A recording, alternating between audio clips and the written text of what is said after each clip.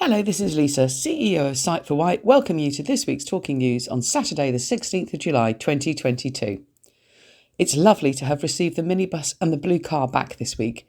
Having received a small grant, we decided that it was time to refurbish the bus with the new logo and to add it to the blue car so that people, when we're out and about, know that we are Site for Wight. This was also done with perfect timing, ready for the Newport Carnival next week. If you're out and about in Newport on Saturday the 23rd, please do watch out for our parade, or if you have time, join in the parade. Contact Susan, she'd be delighted to hear from you. This week has also seen the final preparations being made for the July newsletter, which will be coming out in the first week of August. We've decided to delay it just a couple of days so that we can get the pictures of the carnival put into the magazine this time. I hope everybody's enjoying this fabulous weather, but please be careful, the sun can burn. Lisa, CEO, Site for Wight. Red Funnel strike timetable revealed. One boat every 90 minutes plus cancellations from the Island Echo read by Lee. The impact of forthcoming strike action by Red Funnel staff has been revealed as a cross-Solent ferry operator confirms its temporary timetable for 12 dates. But there will be no change to the Red Jet timetable. It is now known that a two-boat service will be in operation on strike days, the 27th of July and the 1st, 3rd, 5th, 9th, 11th, 15th, 17th, 19th, 23rd, 26th and the 29th of August.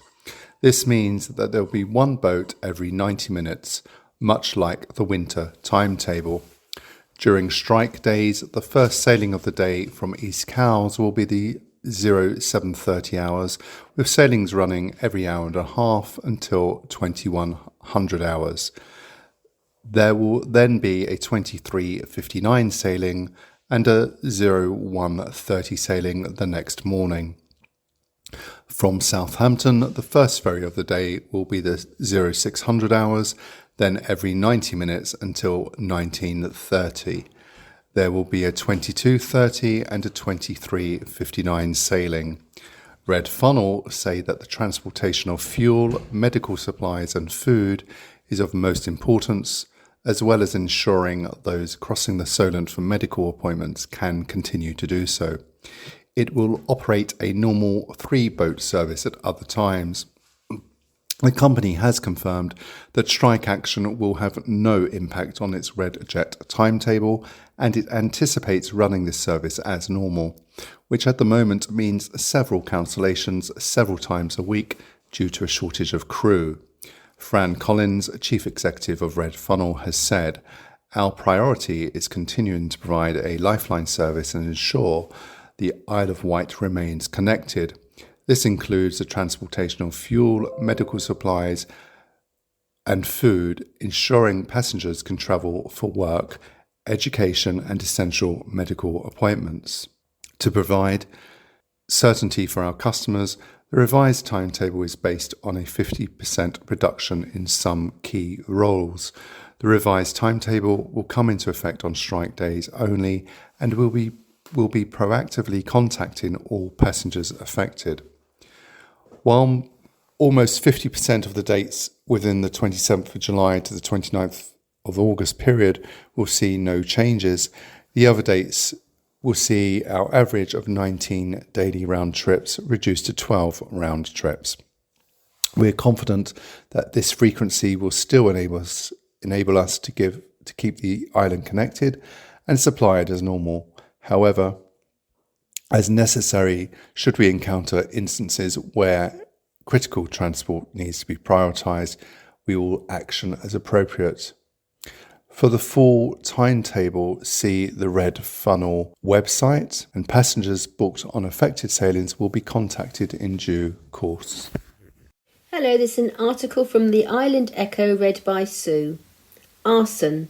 Police working with fire service to establish cause of Parkbury fire.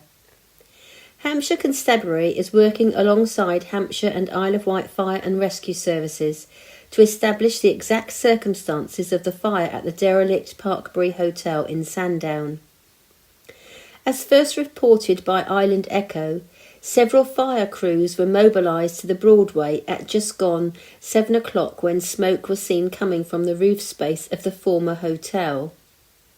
6 pumping appliances from Sandown, Shanklin, Ryde, Newport, East Cowes and Freshwater, an aerial ladder platform from Newport, and the Incident Command Unit from Newport were all mobilised to the incident, alongside the Isle of Wight ambulance service and police. Firefighters from the mainland were drafted in to maintain fire cover across the island. The situation was swiftly brought under control, saving the building from destruction. Crews used main jets, hose reel jets and breathing apparatus to contain the blaze to the ground and first floors. Suspicions have been raised about the cause of the fire, the latest in a series of fires within derelict buildings in the Bay Area. However, police say it is too early to declare whether this incident is being treated as arson. Officers are conducting inquiries, including looking at CCTV from the nearby Bay CE School on Grove Road. A spokesman for Hampshire Constabulary has told Island Echo, "We are working closely with Hampshire and Isle of Wight Fire and Rescue Service to ascertain the exact circumstances leading up to the incident. However, we are in the very early stages of our inquiries, so cannot confirm if it is suspicious or not at this time. No arrests have been made." This is Michael reading an article from Island Echo. As garden crime rises, here's the top tips on how to keep your outbuildings safe. Many people take a great deal of trouble securing their home and property, but all the while leave valuable garden items such as tools and bicycles in a shed that is either unlocked or not maintained. Garden crime is on the rise, with tools such as lawnmowers, trimmers, hedge cutters and power tools just some of the items in high demand. But Hampshire Constabulary is offering some tips and tricks on how to make your outbuildings a bit more secure this summer. Push bikes are expensive items to replace and may incur the victim extra insurance premiums. This can also be an open invitation for thieves to use garden implements to break into your house or car. Shed and allotment security can be improved with measures as simple as moving all items to somewhere that is securely locked and taking a full photographic inventory of high-value goods before you leave. To reduce the likelihood of your shed or allotment being targeted, keep the structure in good repair. If it looks tatty, it may be more enticing to potential miscreants, and it is advisable to think about external lighting and or security cameras as another more expensive but secure measure. This is Patrina reading an article from Isle of Wight Radio. Tesco in Newport, plans for express store at former Laura Ashley. It looks like Newport could be about to get its first Tesco store. Plans have been submitted to convert the former Laura Ashley shop on the corner of St Thomas's Square and the High Street into a Tesco Express. If approved, proposals would see 35 and 36 High Street amalgamate to form one ground floor and first floor building. Floor plans put forward by Daniels Harrison Chartered Surveyor on behalf of Tesco Express show space for a retail sales area and a ground floor plant room. Internal partitions would be knocked down and masonry party walls would be partially removed. There would also be alterations to the shop front. It would be Tesco's 6th store on the island. Alongside its new supermarket in Freshwater, Tesco Extra in Ryde and express stores in Lake, Wharton and Ventnor. Laura Ashley closed its doors back in 2020. Advice to islanders and visitors on how to deal with adder bites from the Island Echo, read by Lee. The adder is quite common here on the Isle of Wight and is often encountered by walkers or their dogs whilst out in the sun or on the downs or on the island's many cliffs. But what is the best thing to do if you've been bitten by one? The most important thing to remember if you've been bitten by a snake is to stay calm. Most snake bites in the UK are not serious. However, it is important to get all snake bites checked as soon as possible.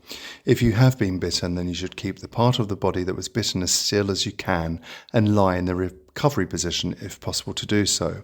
Should you suspect that your dog has been bitten by an adder, you should take them to your vet immediately.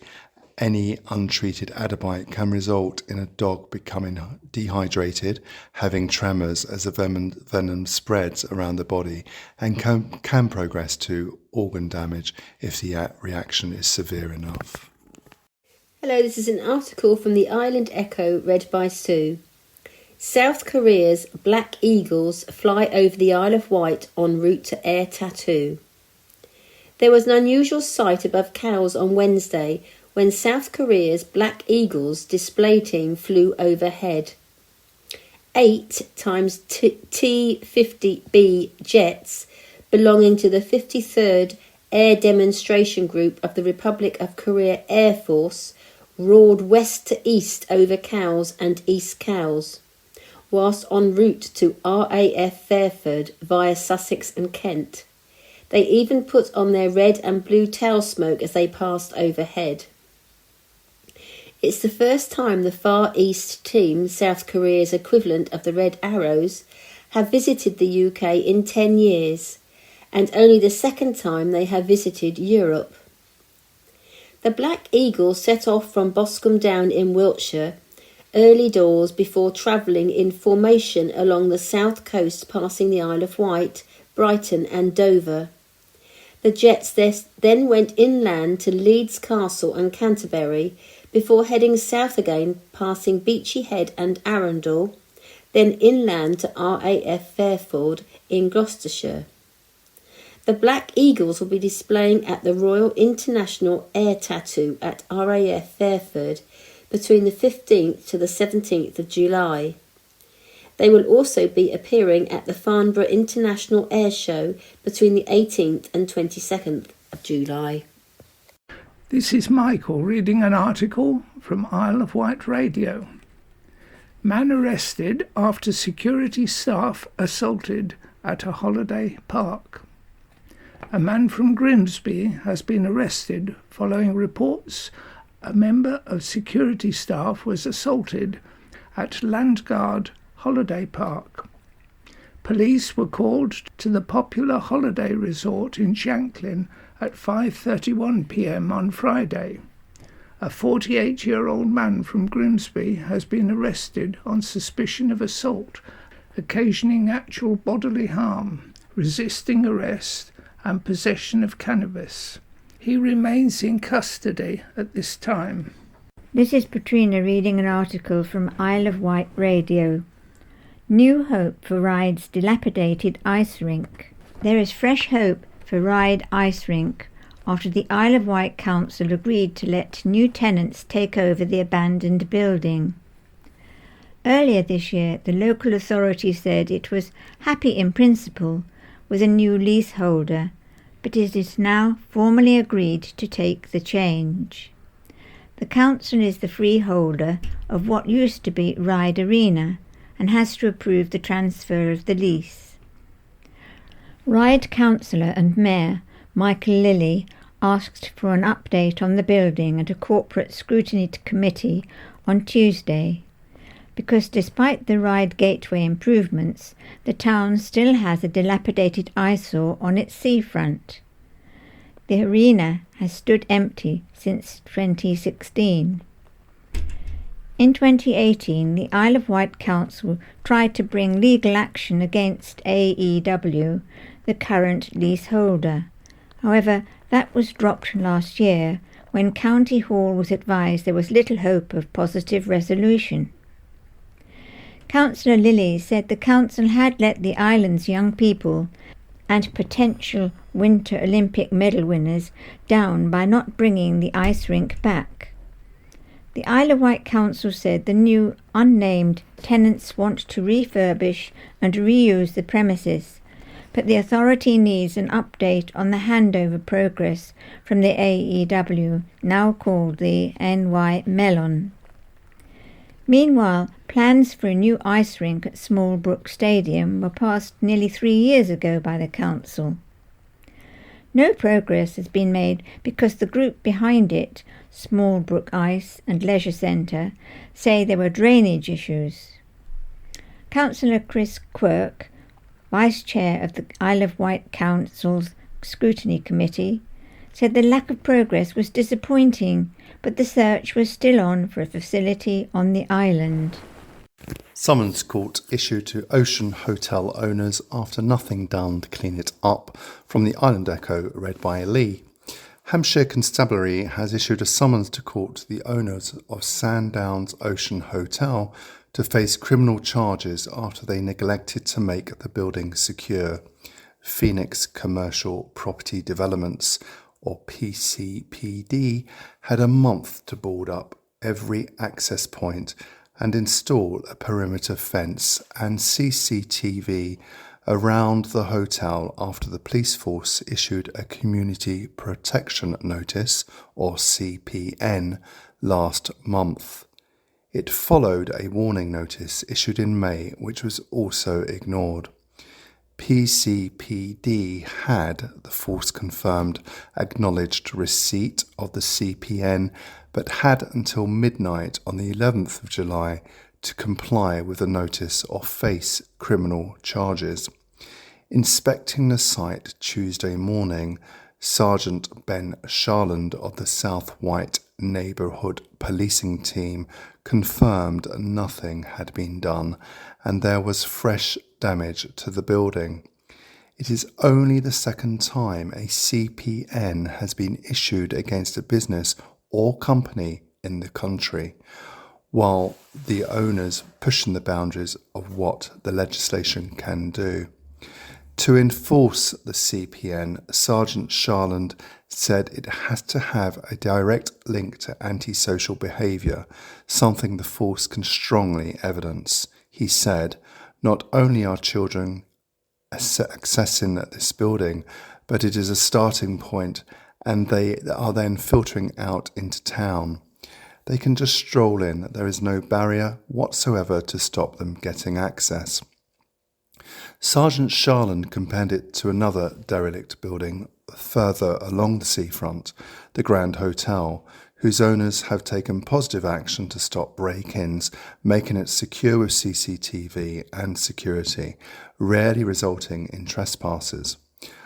While the Isle of Wight Council is working to restore the building, Sergeant Sharland said they were supporting the authority, but felt they had to take action to make it safe. He said, at least by trying to get the fencing back up, boarding and CCTV, we can stop people potentially getting in and quash the antisocial behaviour. It is just like inviting them in. You have to put this in the mindset of a 13 or 14-year-old. And when I was that age, it would have just been a playground for me. I cannot blame them for going in there. The police have recently launched Operation Spider, dealing with the issues of antisocial behaviour, using traditional policing methods as well as new, looking at the causes of the antisocial behaviour. Youth diversion is also in place for the whole of the Bay Area, with the police working closely with partners to pull those children on the fringes of the problems away and divert them. Sergeant Sharland said police presence has increased by 50% in the areas, and they are robustly policing those 4 to 5 offenders committing crime on a daily basis. By pulling away the children on the edges of the groups, Sharland said that the main offenders have no one to play up to. The Isle of Wight Council is also taking action against PCPD, but the company has appealed the notice. It is due to be heard at the Isle of Wight Magistrates Court on the 3rd of August. Hello, this is Sue reading an article from the Island Echo. Supermarket giant Lidl submits plans to upgrade its Shanklin store. Plans to extend the Lidl store in Shanklin have been submitted by the national supermarket chain. A new window entranceway is proposed for the shop on Langley Manor Road, extending the shop's lobby area as well as the introduction of a customer toilet according to the drawn site plans. The car park is going to be reconfigured with the parent and child spaces on the move and a dual charging point for electric vehicles installed. Trolley bays will also be moved away from the store and across the way next to the disabled parking. The chain's Return, Reward, Recycle scheme allows shoppers to earn money off their next shop for recycling their old tins, glass or plastic bottles via a deposit return scheme, which could be reintroduced at Shanklin. You can view the plans 22/01150/FUL on the Isle of Wight's planning register. Comments can be submitted until the 5th of August. This is Michael reading an article from Island Echo. Wild Heart Trust takes survival campaign to Downing Street. The Wild Heart Trust travelled to London last week to meet with MPs and to deliver a petition to Number 10, signed by over 15,000 people, calling for the government to ban the breeding of exotic cats and domestic cats in the UK. Survival Campaign seeks to make the UK one of the few countries in the world to ban this form of breeding, which produces hybrid cats to be sold on the domestic market. Fetching up to £20,000 per kitten, this practice can be lucrative, leading to illicit activity and ultimately poor welfare for all the animals involved. The Wild Heart Trust had first-hand experience of the fallout from this practice when it received 2 rescued servals that were found with broken and deformed bones in a flat in France. Destined to be part of the illegal pet trade and likely to be bred with domestics to produce the savannah cat, such stories are becoming commonplace, thanks to the soaring popularity of these animals as pets. This popularity is driven by unregulated social media adverts and celebrity influences choosing to keep them as their next fashionable asset. The campaign has shone a spotlight on the many issues associated with the hybrid cat trade, being only a few generations away from a wild animal. Savannah cats do not make for good pets. Compounding the issues is the fact that some cats rescue centres will not accept savannah cats owing to their wild nature, leaving no support network for owners who find themselves unable to cope. Lawrence Bates, Chief Operating Officer for the Wild Heart Animal Sanctuary, said, "A practice such as this has no place in a forward-thinking nation of animal lovers. Instead, every MP and Lord we met during our recent trip to London was shocked to discover that it is still legal in the UK, and all have pledged to support an amendment to ban it. It is incomprehensible to think the law allows people to manufacture new types of animal, creating powerful predators that pose a significant threat to our native species." This is Patrina reading an article from Island Echo. Crystal May's Richard Ayoade has something to say about Whitelink's bin during Isle of Wight trip. IT Crowd and Crystal May star Richard Ayoade has been enjoying a few days of sunshine on the Isle of Wight, but couldn't leave without saying something about Whitelink's bin. The comedian took to Twitter to post a photo of a yellow bin at Whitelink's Fishbourne terminal, which has a notice on it saying, "This is not a bin," despite its appearance as one. Ayoade captioned the photo after migraine thought to be in reference to the surrealist artwork This Is Not an Apple, which was created by René Magritte in 1964. Whitelink saw the funny side of the tweet and replied, "We empowered our bins to write their own story." Richard was spotted in Tesco on Saturday afternoon and is thought to have left the island Wednesday evening. It's unknown where he has been staying during his time on the garden aisle, though.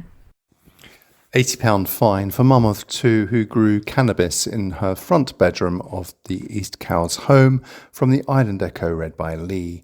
A single parent who grew cannabis in the front bedroom of her East Cowes home to feed her daily habit has been fined £80 by the courts. Dawn Bert, 39, of Vectis Road in East Cowes, found herself in court on Tuesday charged with being concerned in the production of a Class B drug after failing to comply with the terms of a conditional caution previously offered to her. Anne Smout, prosecuting, told the Isle of Wight Magistrates Court earlier this week that police had visited Bert's address in connection with an unrelated matter, an attempt to locate a male who once lived at the address. She said that the officers insisted they enter the property, where they located 6 cannabis plants, a Class B drug, growing in a bedroom. In interview, the mother of two said she was growing the cannabis so she didn't have to buy it off the street. She admitted to using the drug daily.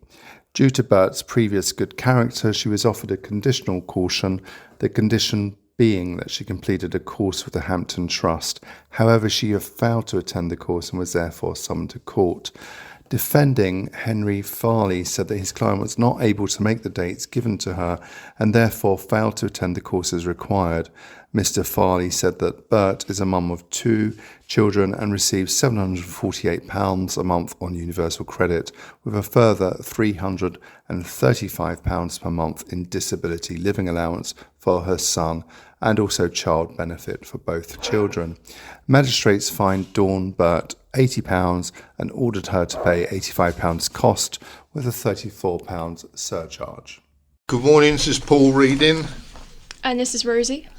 Before we start the second part of the talking news, here is this week's society news.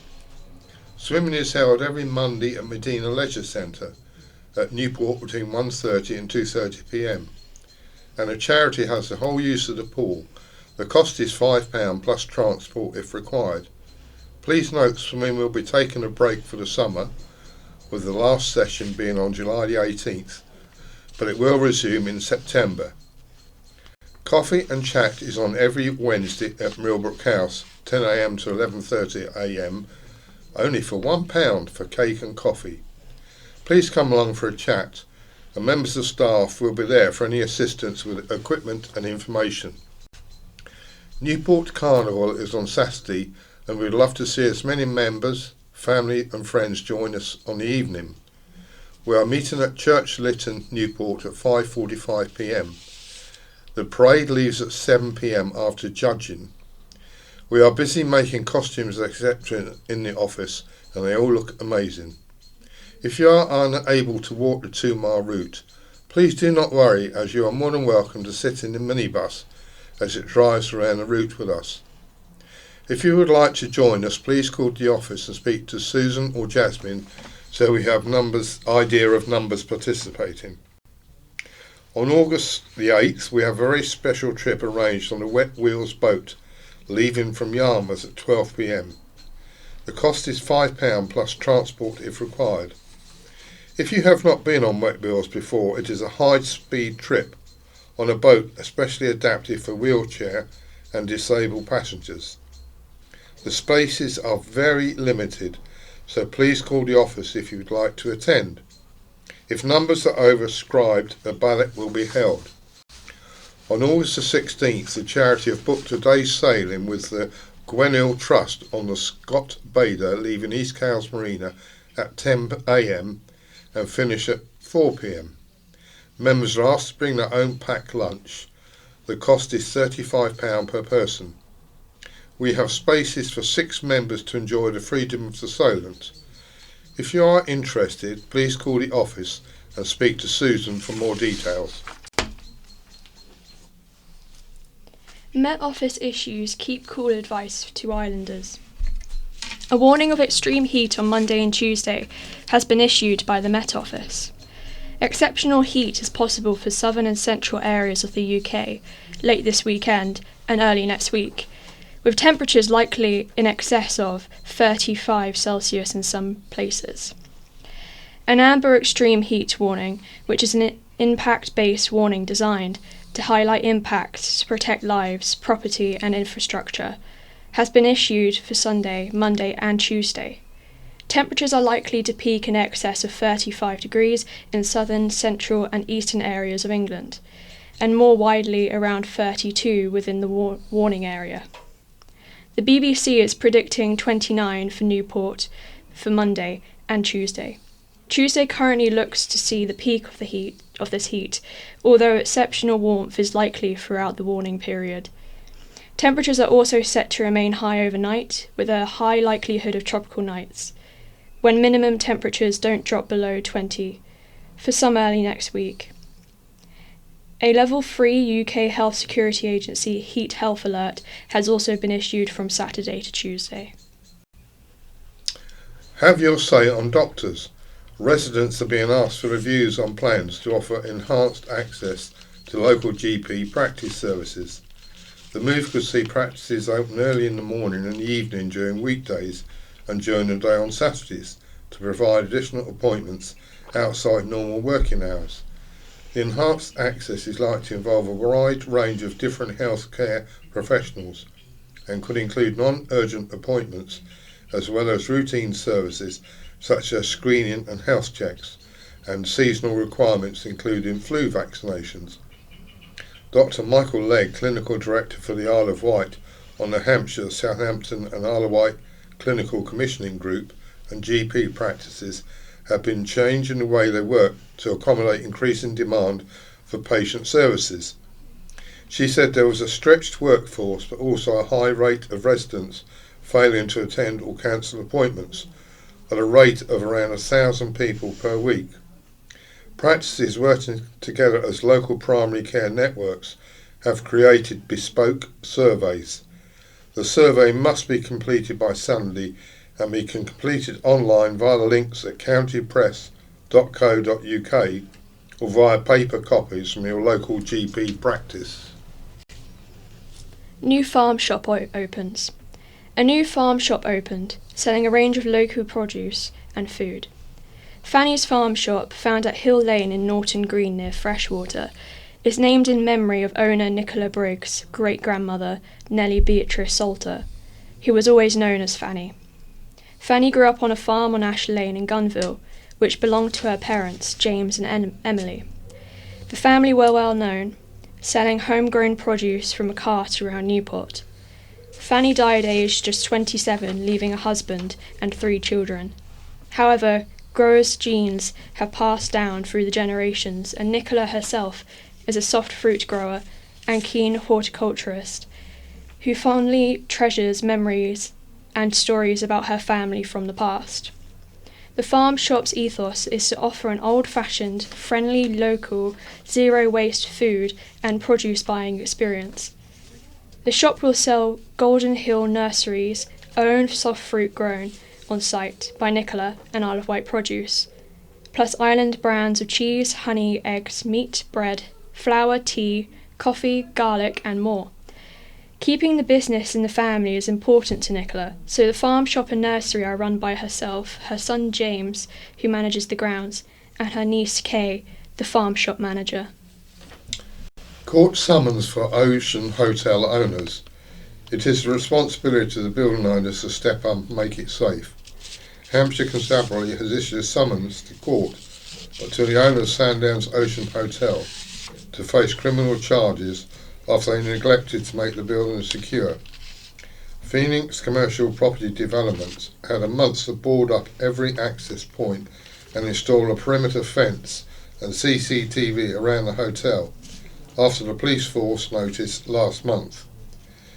PCPD had, the force confirmed, acknowledged receipt of the CPM but had until July 11th to comply with the notice or face criminal charges. Inspecting the site on Tuesday, Sergeant Ben Sharland of the South Wight Neighbourhood Policing Team confirmed nothing had been done and there was fresh damage to the building. It is only the second time a CPN has been issued against a business or company in the county. Sergeant Sharland said so they were pushing the boundaries of what the legislation can do. To enforce the CPN, Sergeant Sharland said it has to have a direct link to antisocial behaviour, something the force can strongly evidence. He said not only are children accessing this building, but as a starting point, and then they are filtering out into the town. They can just stroll in, there is no barrier whatsoever to stop them getting access. While the Isle of Wight Council was working to restore the building, Sergeant Sharland said they were supporting the authority but felt they had to take action to make it safe. He said it's just inviting them in. You have to put this in the mindset of a 13, 14-year-old, and when I was that age it would have been a playground for me. I cannot blame them for going in there.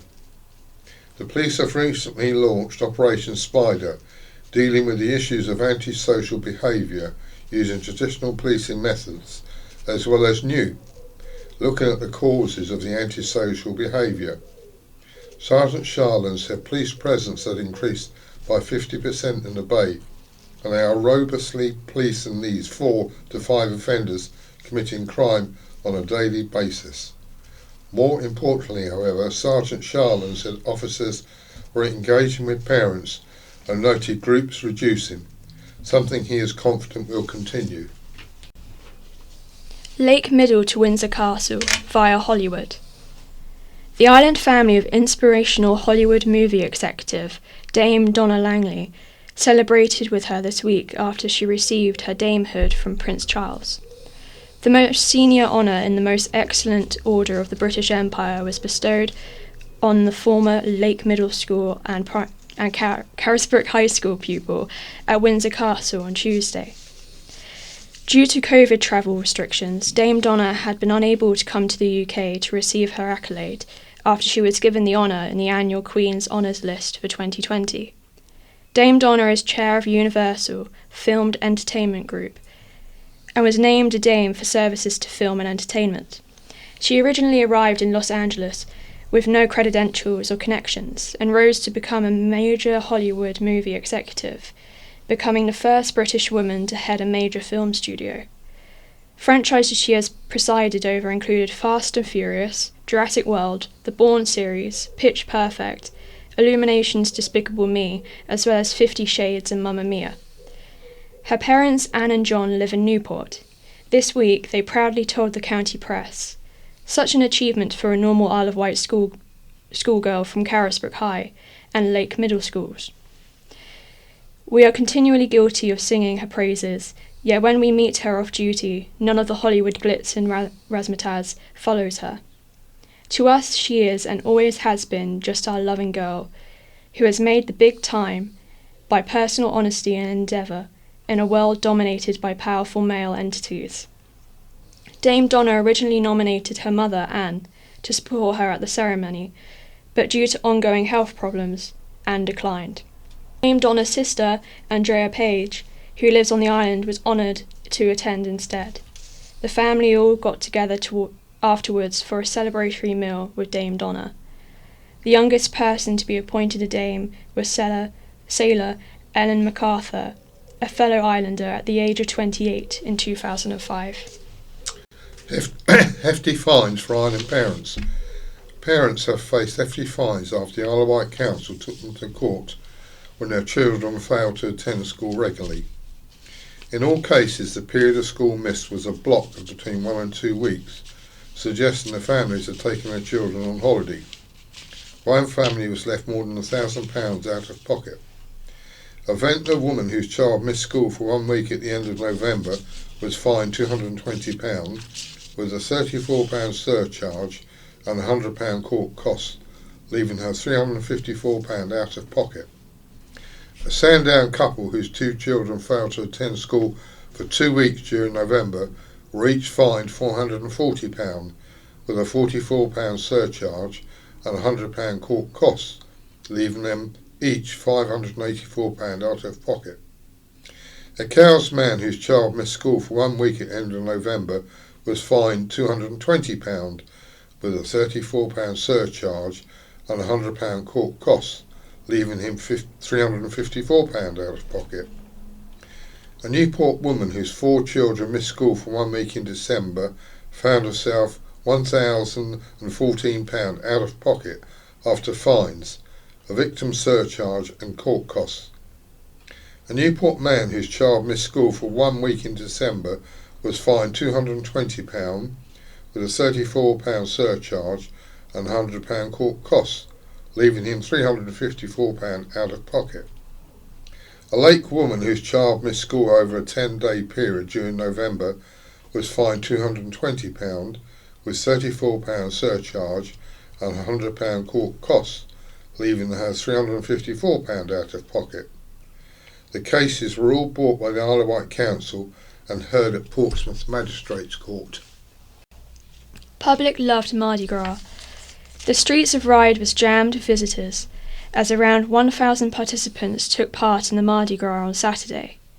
More than 20 school and community groups took part, with the majority of them children and young people from the island. The event was organised by the new Carnival Company, and this year's theme was Our World, Our Future. Each group represented one of the 17 different UN Sustainability Development Goals, from Stop Climate Change and Save Wildlife, to Responsible Tourism and Respect and Tolerance. All the groups learned about their topic before designing and making their costumes, practicing dances, and learning this year's song. Isle of Wight and Southampton Music Hub developed the anthem, Our World, Our Future, with lyrics taken from workshops with children in schools, discussing what they think about the future, the environment, the economy, and big issues that young people will face by 2030. The music was composed by Joe Downs, and this song was performed by all the groups in the big sing-out, just before the parade set off. Debbie Andre, Isle of Wight Council Cabinet member for Children's Services, Education and Lifelong Skills, addressed the crowd before the parade, saying, "As a UNESCO Biosphere Reserve, we can't rest on our laurels. We have to continually demonstrate our commitment to sustainability and improvement and education. Fantastic projects like the Mardi Gras are key to ensuring that the younger generation grow up aware of these issues and are passionate about making a positive difference." Role play idea to sort out planning rows. Role playing could help conquer challenging and questionable behaviour of Isle of Wight Council Planning Committee members. The Local Government Association, LGA, has reviewed the island's planning setup and recommended drama sessions as one way of helping overcome the problems. Security guards had to be called to a recent planning committee meeting due to arguments and infighting. These problems, LGA officials say, have resulted in reputational damage to the Isle of Wight Council, and behaviour of a few members needs to change.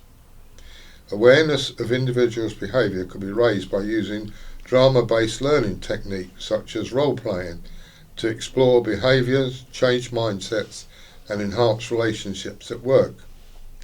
The LGA said the creation of a safe space for counsellors to explore their actions and behaviours in work settings to improve effectiveness could transform the situation.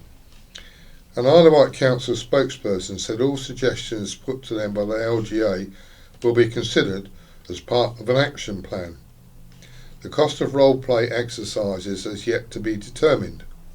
Businesses that provide drama training decline to comment on pricing. The LGA also suggested an urgent refresh of the Council's constitution and protocols, as they have mainly been the heart of some of the problems. These include the eligibility of a councillor to vote on an application if they have not been on a site visit or are the ward member. The LGA pointed out councillors should not make up their minds prior to the deciding council meeting. Officials say councillors need to think strategically when it comes to planning matters and not purely focus on local ward issues. The LGA also said there is a need for greater clarity on the different roles councillors play on a committee. and for members' awareness to be raised about the risk of a legal challenge due to the cost unguarded comments made in committee meetings could have. An action plan is set to be approved in the coming month to react to the findings of the LGA review. Festival drink driver given ban. A man who had had a couple of drinks at the Isle of Wight festival, then drove home, was caught by police for drink driving. Mark Hyde, 58 of West Street, Wroxall, admitted drink driving on June 17th, when he appeared at the Isle of Wight Magistrates Court. Liz Miller, prosecuting, said Hyde was seen by police turning quickly from Quay Street to High Street, then accelerating quickly onto Coppins Bridge. Their suspicions raised, police pulled Hyde over on St George's Way and could smell alcohol on him.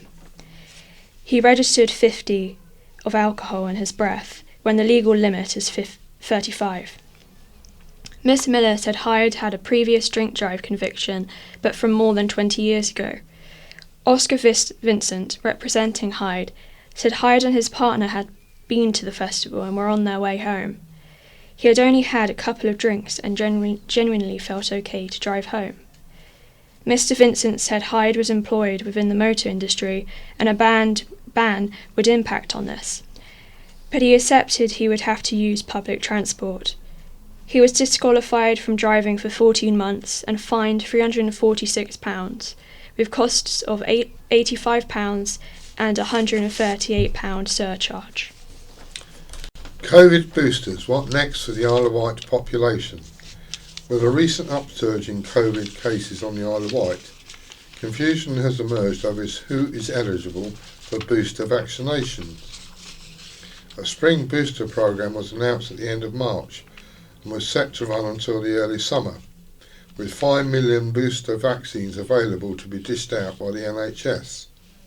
Recent data from the health body shows more than 92,000 islanders have had at least 3 doses of a COVID vaccine, as officials hope a booster will strengthen our body's response to the virus.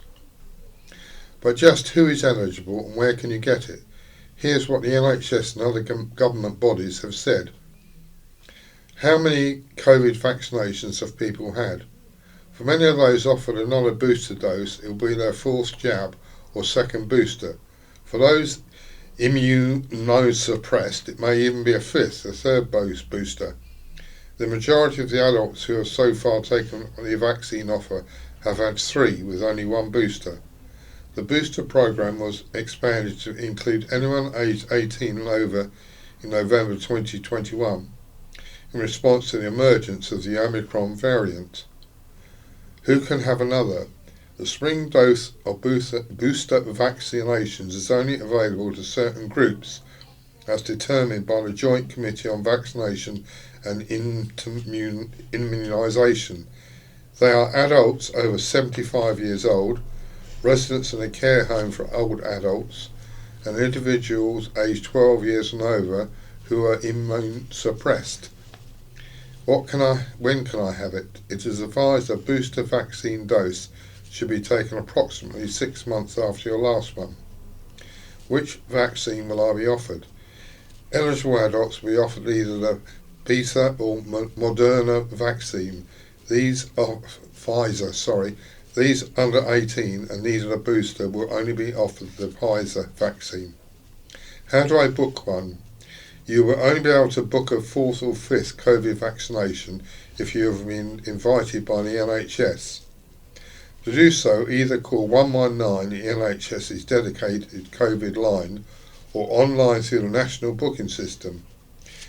The NHS's advice, if you think you are eligible and have not been invited, is to book a vaccination or find a walk-in site near you. Where can I get a booster? The main vaccination centre is at the Riverside Centre in Newport. It is offering vaccination slots still, although it has changed its opening times. In July, the centre is now only open 8 a.m. to 8 p.m. on Fridays for those aged 12 plus, and 9 a.m. to 6 p.m. on Sundays for those between 5 and 11. Could future COVID booster vaccines be necessary? In May, a further dose is likely to be advised for those who are at higher risk of severe illness from COVID-19. That could start from the autumn but is yet to be officially confirmed. Only intimate advice has been published for operational planners in NHS care homes and wider community health settings. For more information, you can visit the NHS's dedicated COVID website here. E-bike rental scheme to start this summer. It has been agreed that a government-funded bicycle and e-bike rental scheme will be introduced this summer across Portsmouth, Southampton and the Isle of Wight. The shared bike scheme will be operated by Beryl, who already run e-scooter rentals, and will be integrated with Solent Transport's Mobility as a Service app, which encourages residents and visitors to combine cycling, walking and public transport as an alternative to car use. The bikes will be located in designated parking zones across the two cities and on the Isle of Wight, and will be accessed via a smartphone app. All bikes will be geo-fenced, with their location tracked and a range of use restricted by the operator. They will be fully insured by Beryl and available for use by people aged 16 or over who are recommended to wear a safety helmet. Riders will have a payment choice of pay as you ride, £1 unlock fee and 5p per minute, minute bundles, no unlock fee and bundles starting at 100 minutes for £5, or day passes offering 24 hours of unlimited riding. Beryl CEO Phil Ellis said, "Our services provide a fun, sustainable and cost-effective alternative to the car which help to improve public health and reduce harmful carbon emissions." New Lifeguard HQ winched in for summer. You will not be able to miss the Isle of Wight Beach lifeguards now on duty on Ryde at Sandowns beaches. The island's own Baywatch team's new bright yellow HQ, built by Inspiration Fabrication, has been winched onto Sandown Beach and manoeuvred into position. Funded by a National Lottery grant, it gives the lifesaving team a purpose-built beach lookout, whatever the weather, and a first aid base. Todd Miller, who manages Ryde Beach Lifeguard, said, "I am over the moon with the new HQ at Sandown. It will make the world of difference to the lifeguards and enable them to see everyone with a lot more ease, as well as enable them to get out of the elements on those hot summer days.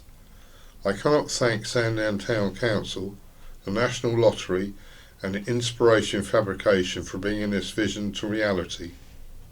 Until August the 31st in Ryde and Sandown, lifeguards will be keeping an eye on swimmers between 11 a.m. and 6 p.m. daily. Visitors are encouraged to swim between the red and yellow flags, the area they monitor. Rat's nest found at Kebab House. An unnoticed rat's nest, poor cleanliness and a lack of recorded checks have led to a Newport night out food hotspot earning a 1-star food hygiene rating. Following an inspection in May, White Grill House on Newport High Street was served with a major improvement necessary grading and 4 hygiene improvement notices, requiring specific measures to be done. They included repairing or replacing flooring and walls and implementing critical checks and recording them. Environmental health officers from the Isle of Wight Council found major issues with the condition of the waste storage area, requiring it to be cleaned and any rodents nesting on the premises to be destroyed. This is after inspectors found what appeared to be a rat's nest which had gone unnoticed, dirty waste containers and the ground covered in rubble, waste items and redundant equipment.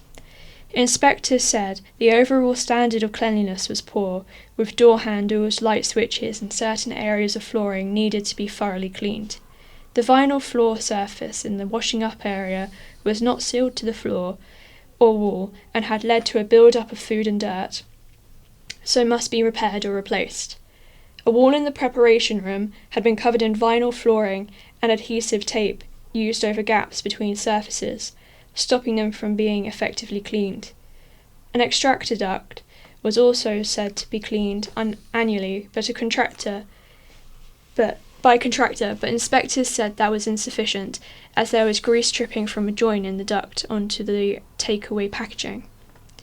Inspectors also found raw meat was being stored next to ready-to-eat foods, and none of the food handlers dealing with high-risk food were wearing suitable protective overclothing.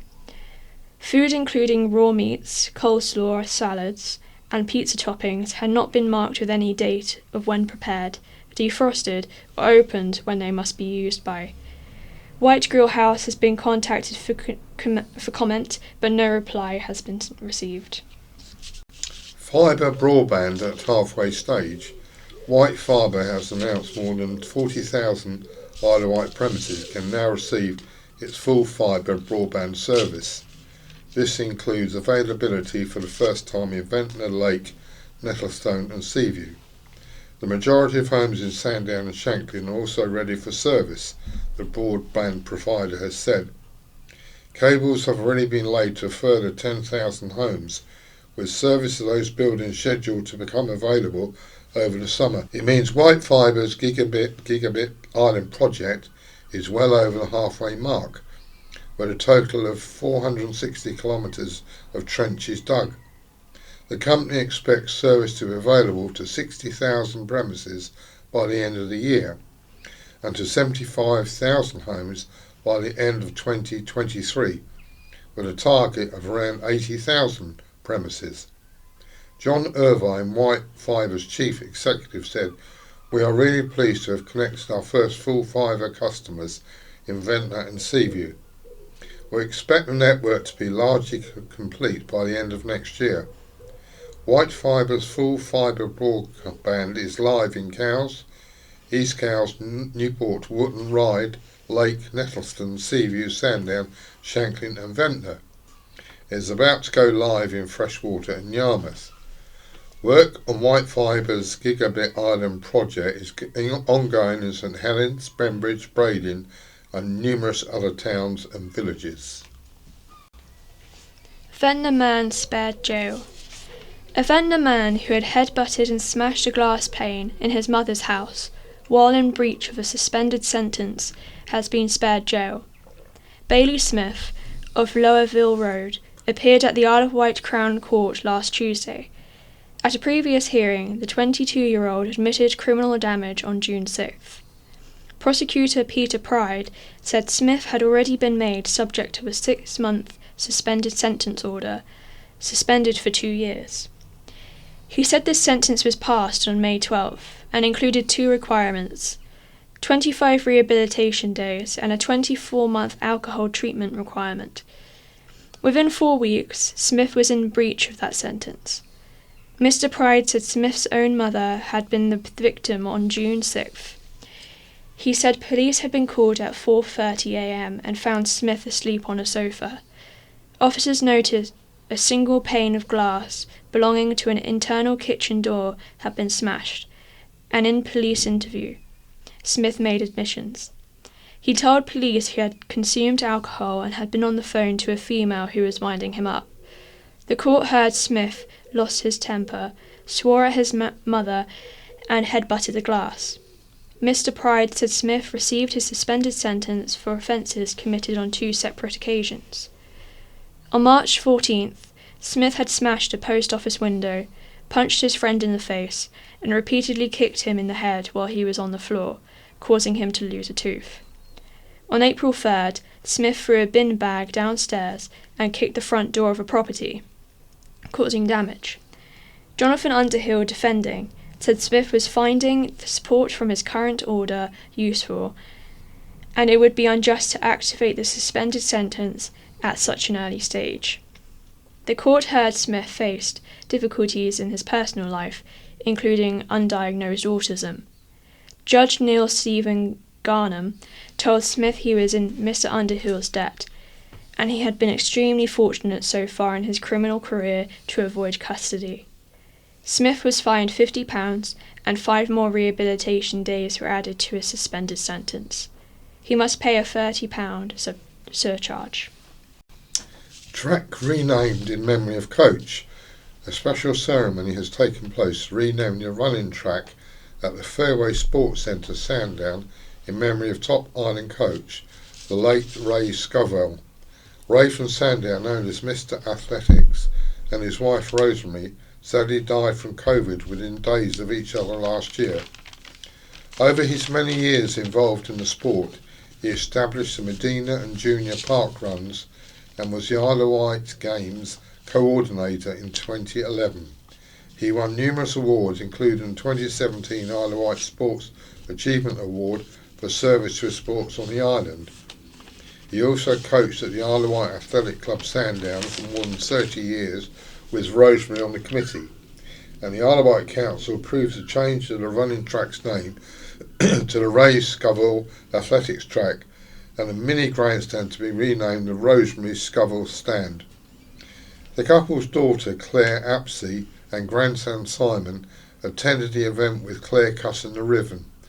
Ray's friend Stephen Duff of Carisbrook, a veteran hammer throwing member of the IWAC, was invited to throw the first hammer to mark the occasion. Homes planned for this Newport town centre spot revealed. A gap has appeared in the centre of Newport, but what is happening and what will fill its space? If you've been out and about in the Isle of Wight's county town recently, you may have spotted the demolition of a row of shops on St James Street, opposite the former Newport Grammar School. The flattening, which includes the former RSPCA shop, was approved by the Isle of Wight Council in February 2019, and housing and office space is proposed.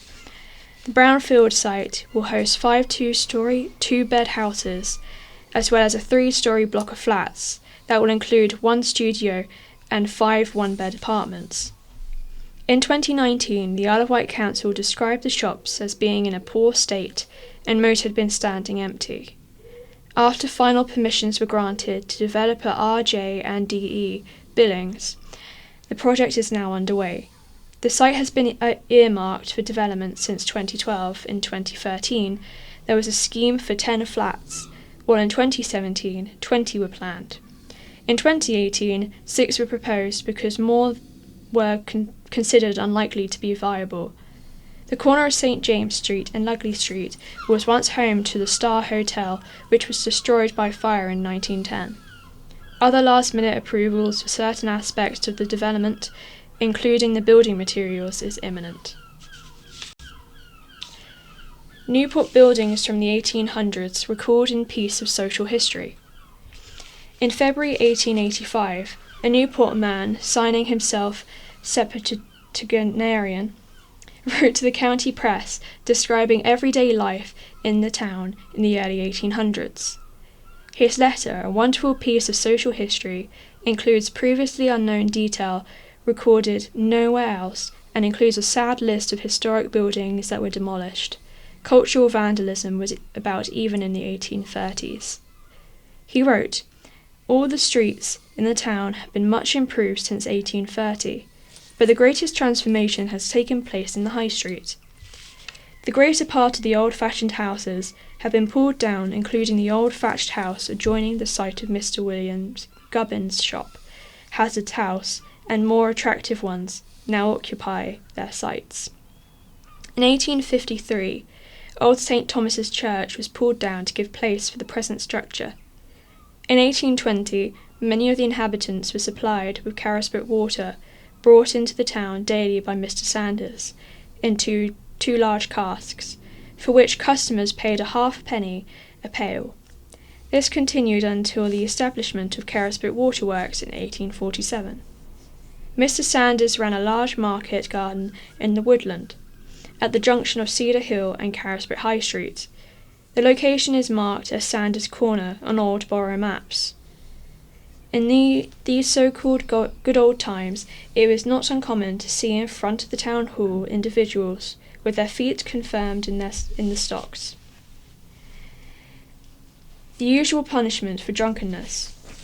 Once I saw there a London pickpocket tied to a cart's tail and lashed on his naked back with the cat o' nine tails.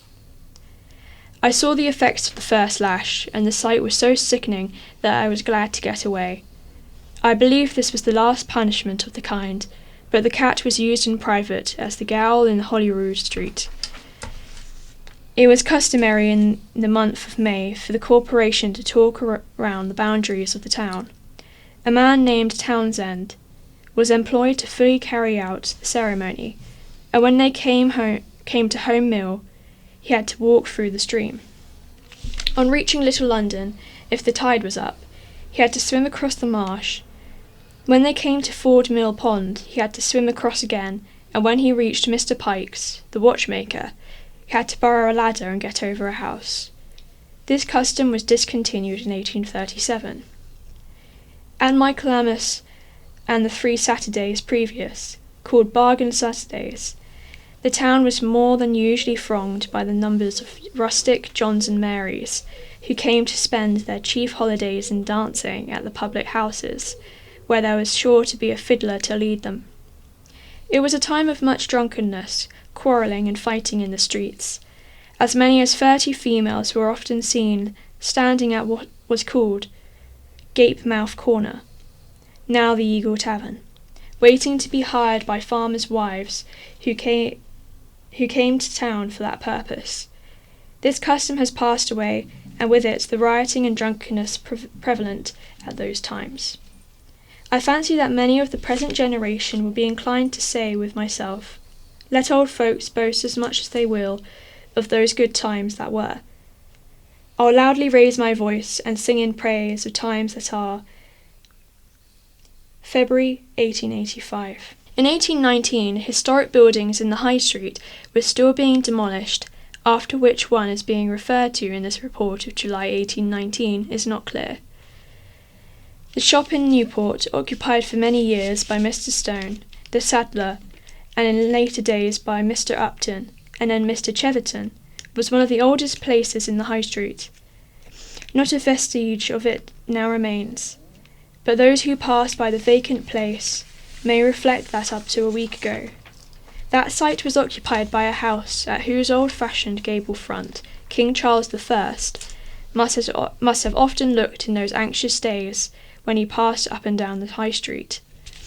Just a few weeks previously, the Swan Inn, described as a famous hostelry in the High Street, had been demolished, and the ancient Hare and Hounds in St. James Square, on the site now occupied by Barclays Bank, was in the process of being demolished.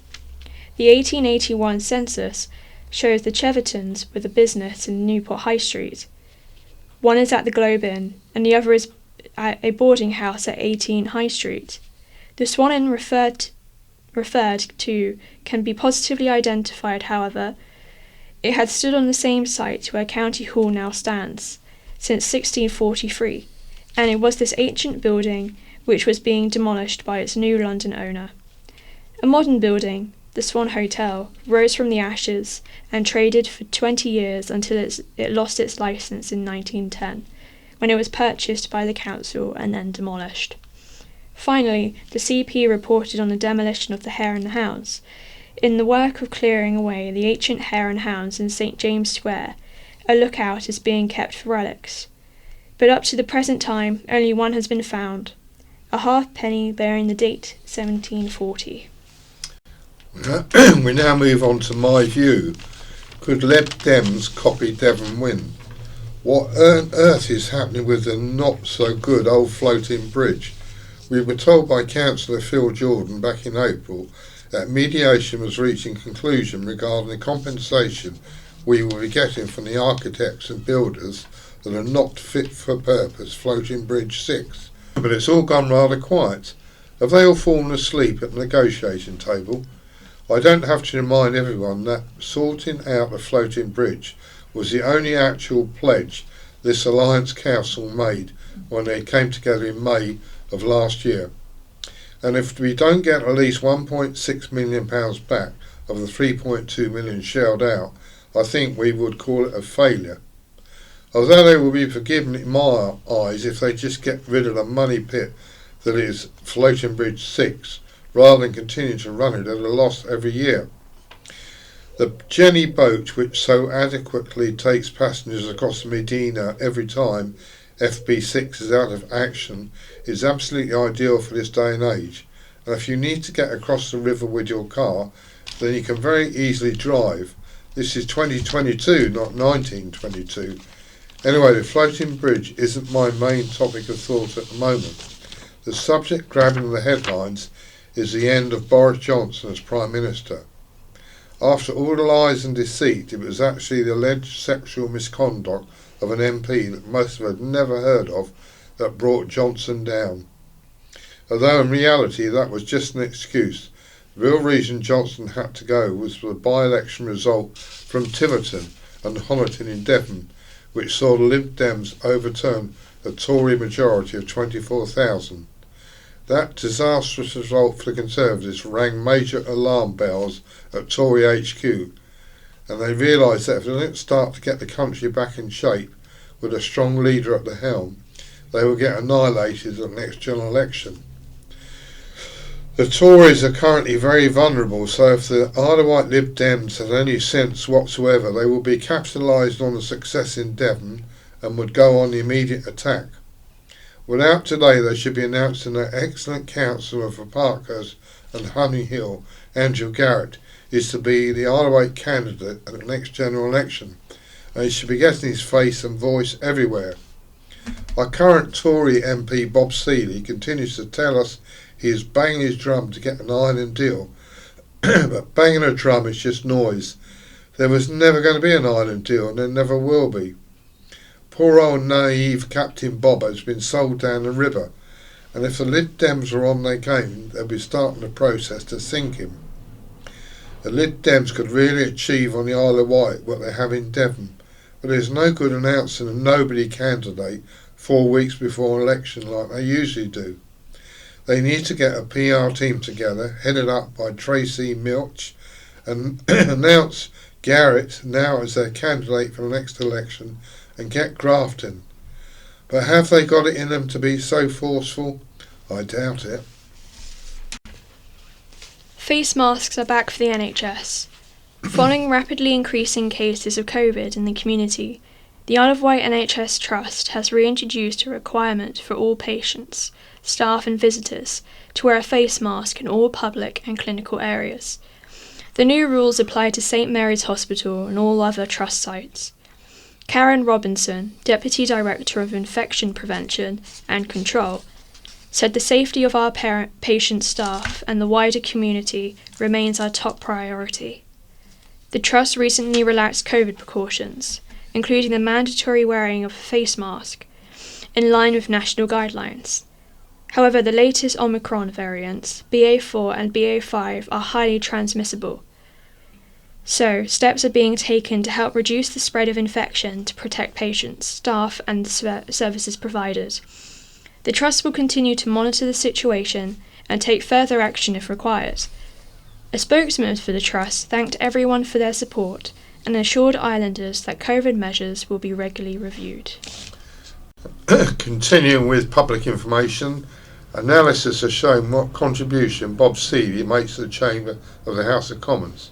It shows how often a Conservative MP for the Isle of Wight has voted, how many debates he has taken part in, and how many parliamentary questions he has asked since the last general election.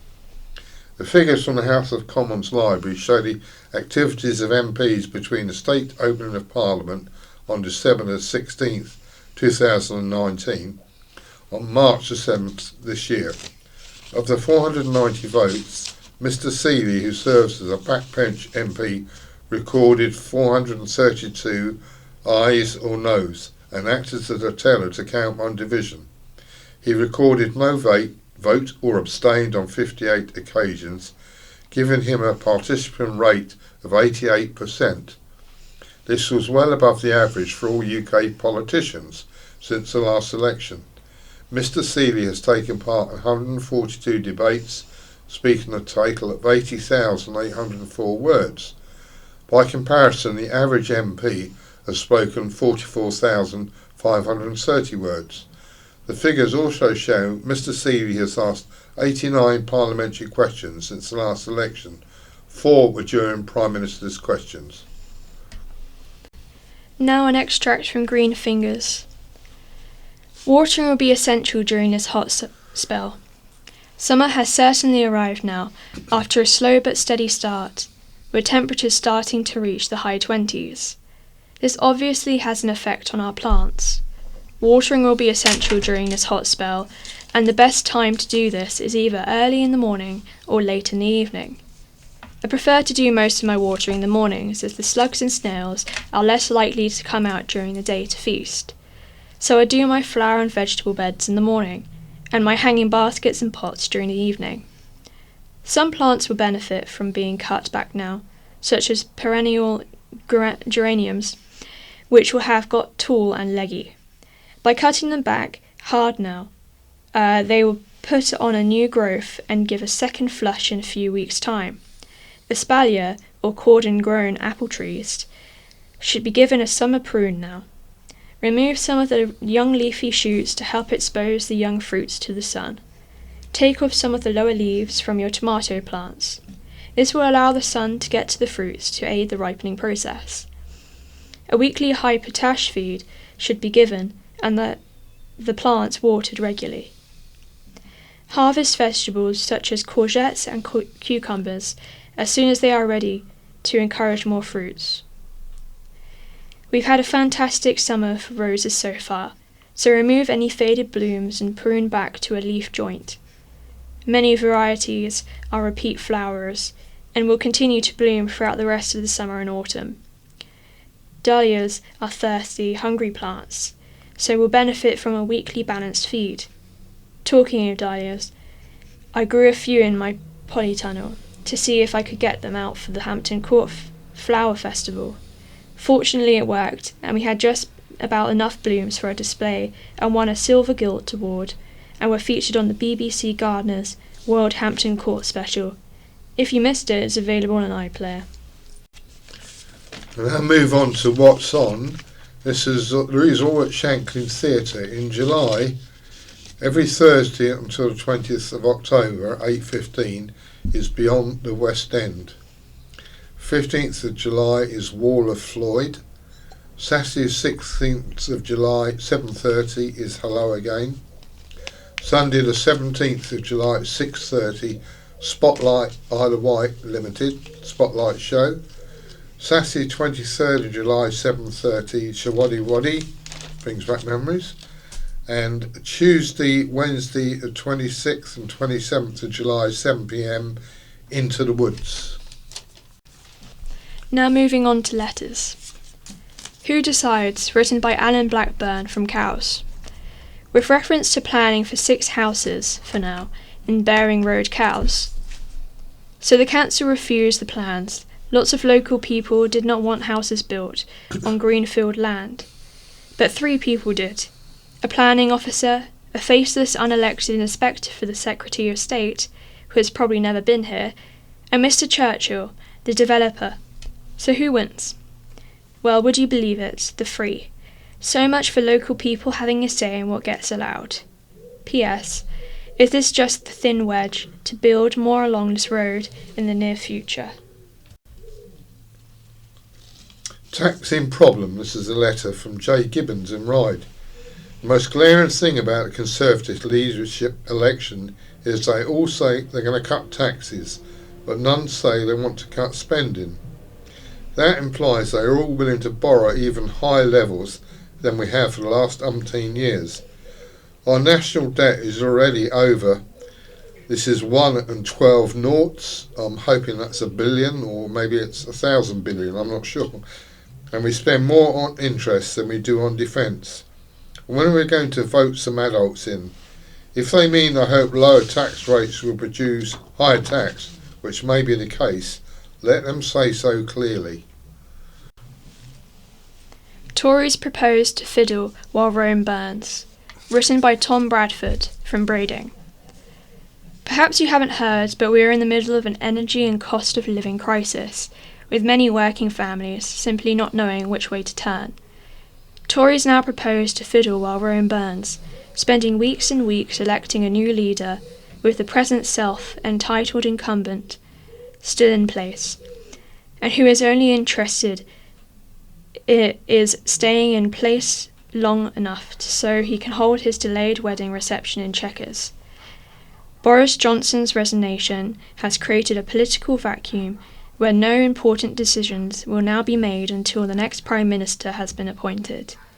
Issues that are affecting everyday people will not be addressed while self-obsessed Tories prevaricate for weeks and weeks over which less visibly corrupt Conservative they want to elect as their next leader. The hardship being deliberately caused by his totally out of touch and incompetent Conservative government is simply staggering. Ferries will force me to move away, name and address supplied but withheld. Regarding the letter about the fixed link in last week's issue, I've been saying for about 20 years we need a fixed link. Not only are the ferries unreliable, but the prices they charge are ridiculous. I've recently been ill with cancer. My children have all moved to the mainland because of work, but I have not been able to see them all the time I've been ill. This is because the cost of the ferries, get them there and back, they have young families and just can't afford it. As soon as I'm better, I'm looking to move off the island so I can at least see my grandchildren. What a shame, the island is such a beautiful place to live, but I feel the island will be no more soon, as people can go abroad cheaper. With the ferries being as they are, you can't even be sure to get one after travelling so long. So give us a fixed link. Let's move into the 21st century. Rates killed High Street, not parking charges. Written by Doreen McInerney from Newport. I love looking at old photos published in the local paper. Even though me and our Eddie didn't grow up on the island, I'm forever hopeful I'll recognise someone. Last week, there were some photos of Newport High Street, and the writer blames ever-increasing parking charges for driving out shoppers to the big supermarkets. Now, if I know anything, I know about shopping, and I know about men.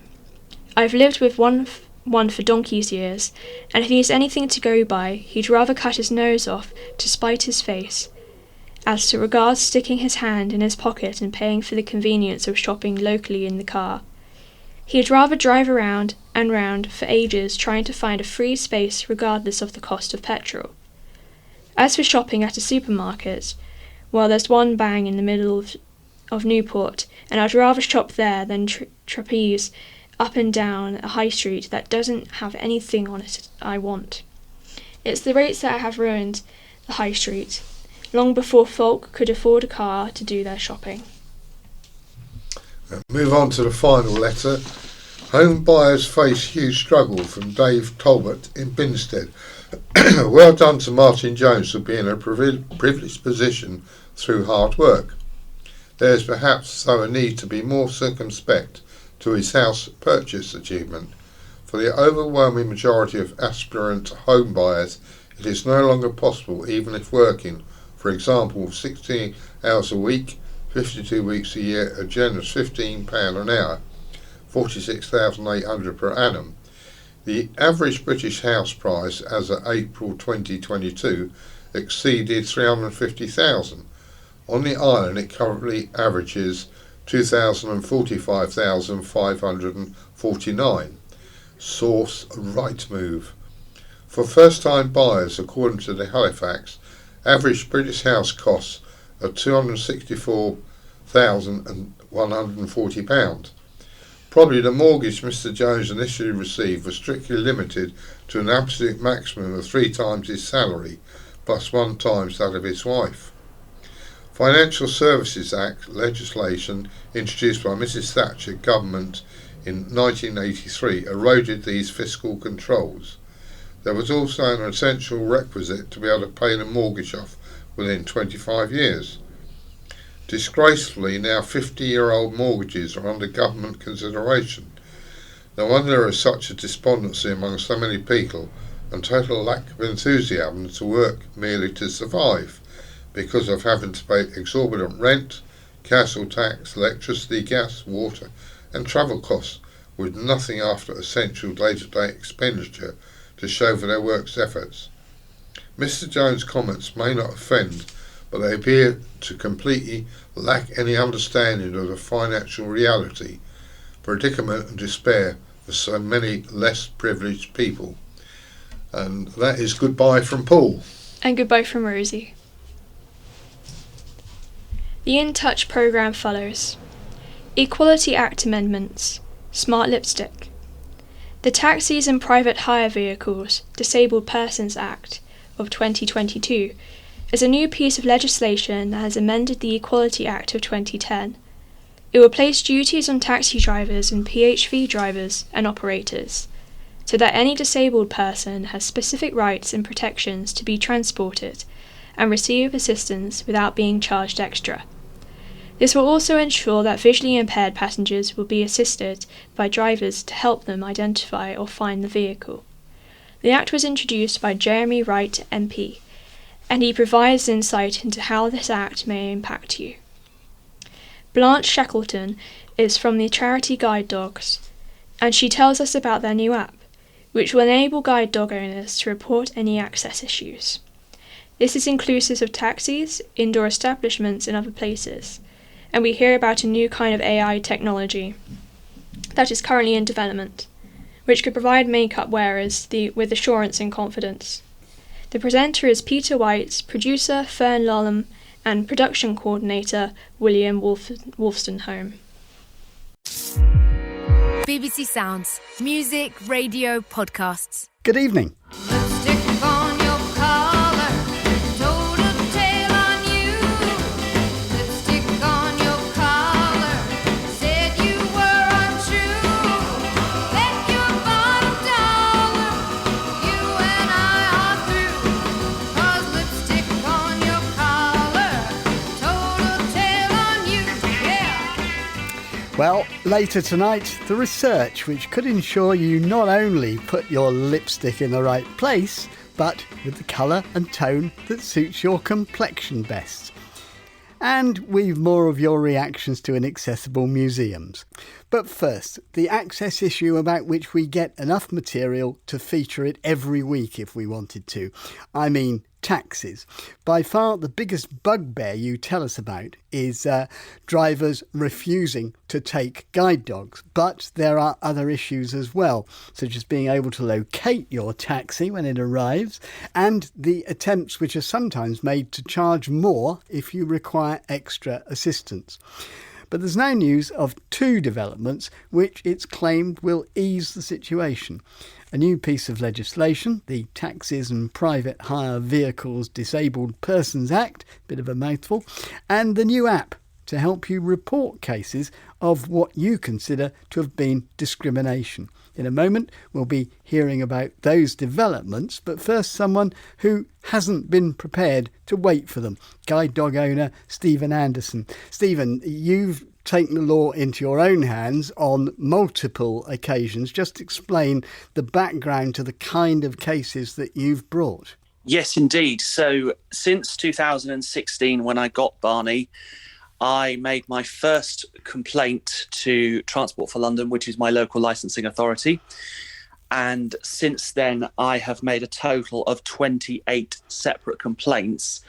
And to date, there have been 9 successful prosecutions in the Magistrates' Court. Right, now you've done all this. A lot of visually impaired people say it's just too much of a hassle to bring such cases. You've obviously decided it's worth the hassle. Have you tried to get help in the past to bring your cases?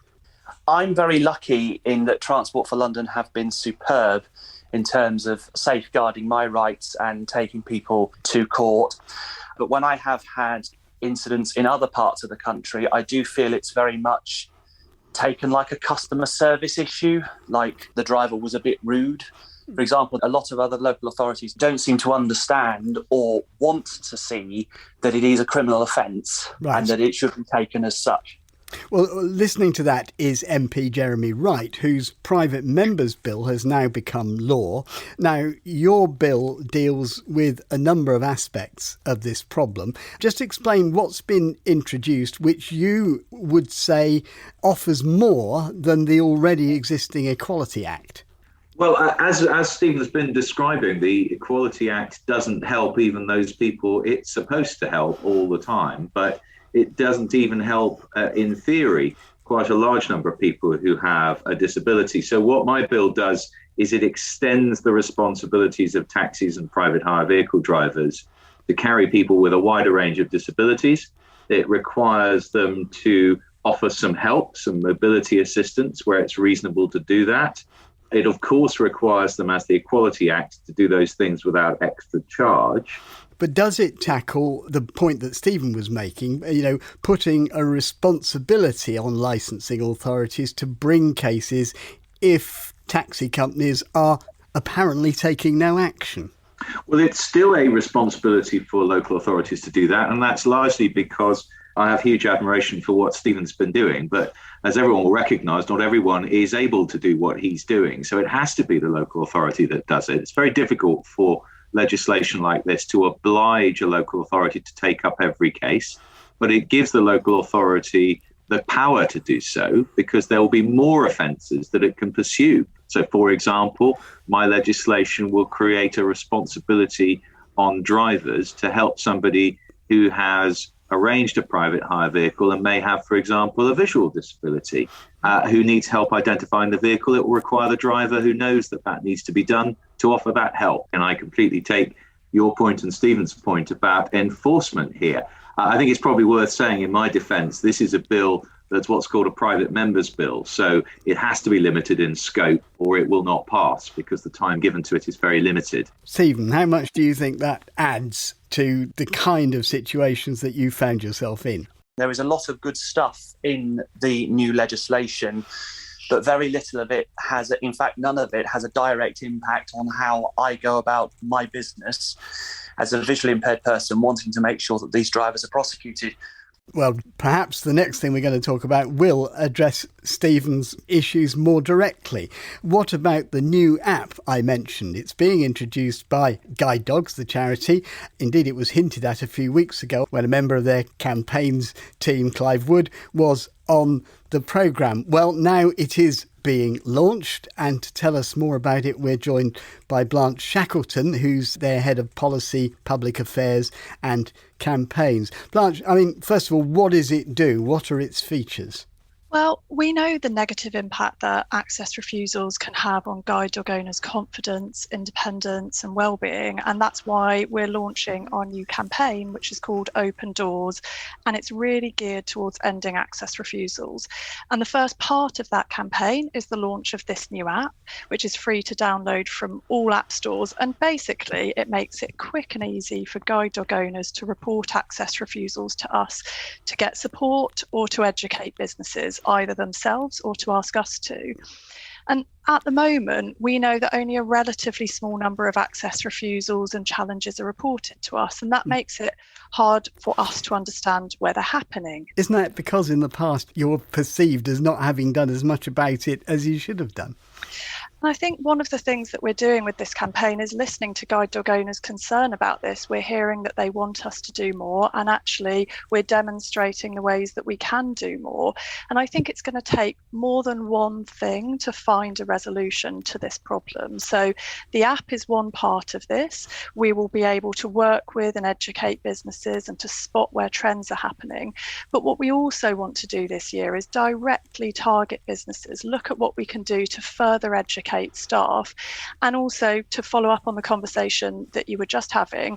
We were really pleased to see Sir Jeremy's bill get passed into law, but there is more that is needed from a legislative front, and we need to work out what that is and then get on with campaigning for it this year. Well, is it just campaigning, or does this indicate a greater willingness on the part of guide dogs perhaps to take up cases, indeed to fight them? Right now, our focus is on our new app, our new campaign, but we're always looking at what we can do in the longer term. We're looking at what's happening in this space, and nothing is off the table, but that's not part of our current plans. Right. Stephen is with us. How much of a step forward do you think this is? In terms of the practical side of things, I don't know how much of a difference it's going to make. And other than strengthening the law so that it is really, really solid and quite tough on people when they get it wrong, I don't see how we're going to bring this situation to a close. Some people, including some visually impaired people, we know this because we get emails about it, express some sympathy for taxi drivers who have genuine allergies, who have religious convictions or a genuine fear of dogs. What do you say to that? Well, allergies is catered for with medical exemption certificates, and if they are issued, then that's not a problem. As far as other concerns. What I would say is this: you are offering a public service. If you are afraid of heights, don't become a pilot. If you don't want to take assistance animals and you don't have a genuine reason not to, don't become a taxi driver. Blanche, let me bring you back on this. I mean, you say that you're hopeful that you could take this further. I'm just wondering why you don't say straight away, we will fight these cases. Well, we will certainly support people as they're going through the cases. We've talked a lot today about taxis and minicabs. Unfortunately, we know this problem is across different sectors as well.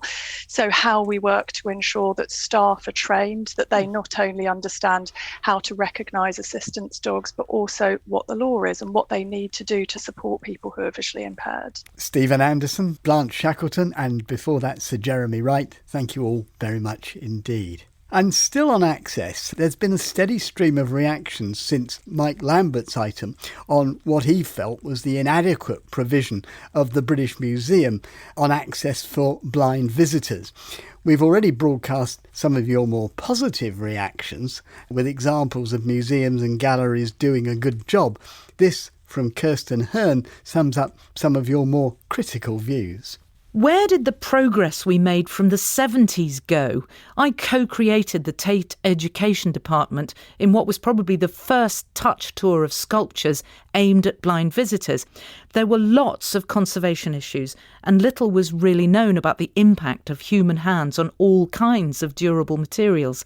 Initially, we had to smother ourselves in talcum powder before touching the Picassos or the Degas or Henry Moores, etc. that were on show. At the next Sculptures for the Blind exhibition, they gave us fine cotton gloves. And this was all very controversial. The worries were raised by insurers and the owners of the works, but the artists were really quite sanguine about having their works touched. The disability arts movement put pressure on institutions to make their collections accessible, and museums began employing disabled people to advise, and some really good initiatives came on stream to give blind and partially sighted people an equal experience in the galleries and museums. Of course, as time moved on, museums and galleries began seriously to feel the pinch. Specialist posts disappeared and education departments began to shrink. I think we've done amazing things in the past and we could do them again, but the culture of inclusion has changed and that is quite a challenge. Kirsten Hearn, and do keep your responses coming. Now, love it or loathe it, technology has the potential to transform the lives of visually impaired people. Already there are apps, and we've heard about them already on this programme, that can help us with navigation, identify goods in shops, or tell us when we've reached our stop on the bus. But what about a device which uses artificial intelligence to accurately apply lipstick? Well, believe it or not, development work is underway on exactly such a project. The device is called Smart Lipstick, and today's producer, Fern Lulham, as if she didn't have enough to do, recently reported on this for BBC World Service's Digital Planet, and she joins me now. Fern, first of all, tell us a bit more about this. Well, Peter, as someone who has lots of lipstick but very little sight, this sounded right up my street. And I got the chance to interview Isabella Cavalcanti and Melanie Haraguchi, who are working with the Brazilian company Grupo Boticário as developers of this product. And I started just by asking the obvious of Melanie to describe what it is. It looks like a box and you have a surface where you can support your lips, and in this box we have a camera, so this camera will take a photo of your lips. The software that we have in this machine will recognize your lips, your contour, and all the different aspects of your lips, and this will send some, we can say, like some coordinates, some signals to the lipstick that it's supported with this box to apply directly the lipstick in your lips. So basically, in very untechnical terms, which I know you'll appreciate, Peter, Smart Lipstick uses AI to get the details it needs about your lips, and then a mechanical arm clasping a tube of lipstick uses that information to apply it. still all sounds like pretty complex stuff. I mean, how long have they been working on this? Well, the original idea was back in 2015 when they planned to make a lipstick which would be invisible on any other part of your face except from your lips. So if you missed your mouth, it wouldn't matter. It wouldn't be the end of the world. But that proved much more difficult than they had first imagined. So Melanie explained to me Plan B. So we could have this novel type of not only a lipstick, but a machine that could automatically recognize different types of lips, different types of color, of skin tones, and so on. And also could apply automatically the lipstick in your lips. So we developed this prototype and all the functions of the machine. Is there a solid lipstick or maybe a liquid lipstick? The time of application of this lipstick, the pressure of this on your lips. We still need to finish this development to have the ideal machine that we dream about. Well, dreams are all very well. What stage is the development actually at? Well, the process of collecting the information about your lips is done, and now they're perfecting the application of the lipstick, but that is proving complicated because the structure of your lips, as you can imagine, varies so much between individuals. Now, I must admit, one of my biggest worries was whether you'd have to sit absolutely still for the application of this lipstick to be successful, or whether one false move might just result in a painted face entirely, a red face for many reasons. So I asked Isabella about that and she reassured me that they are on the case. We know that the people tend not to stay still, right? So the idea is that it's a device that is accessible for everyone. Yeah, we want that even if you're moving, you can put the lipstick on the right place. Well, let's be honest, this is probably not a device that I'll be using all that often, although you never know. But assuming it hits the market, how much difference would it make to you, for example? I mean, is this a real thing? Well, I think it will make a lot of difference, and I really don't think that I'm alone in that. I mean, I'm sure a lot of us have experienced that feeling of, if I can't do a simple everyday task without someone helping me, what can I do? And you know what it's like. You can just get into a downward spiral from there. And we all know that the feeling of independence you get from doing things on your own is just so important, especially if you can feel confident about getting through something big like a job interview without being told afterwards that you've got lipstick all over your nose, which after having experienced that firsthand myself, Peter, I definitely wouldn't recommend. So I think the emotional side of these things just isn't understood really all the time, and they really can have such a huge impact on our lives and how we feel about ourselves. So do we know when it might come to market and how much it might cost? Well, at the moment, Peter, their lips are sealed on that one.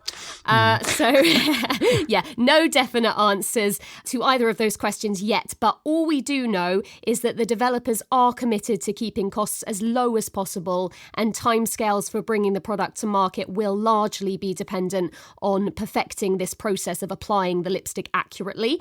But regardless of those things, I think what Smart Lipstick illustrates to me is that the possibilities for using artificial intelligence to support visually impaired and other disabled people really do seem endless. I think the challenge now is to make more companies convinced that using AI to support independence will benefit society as a whole, and to follow suit, to do what this company are doing by investing their money into that.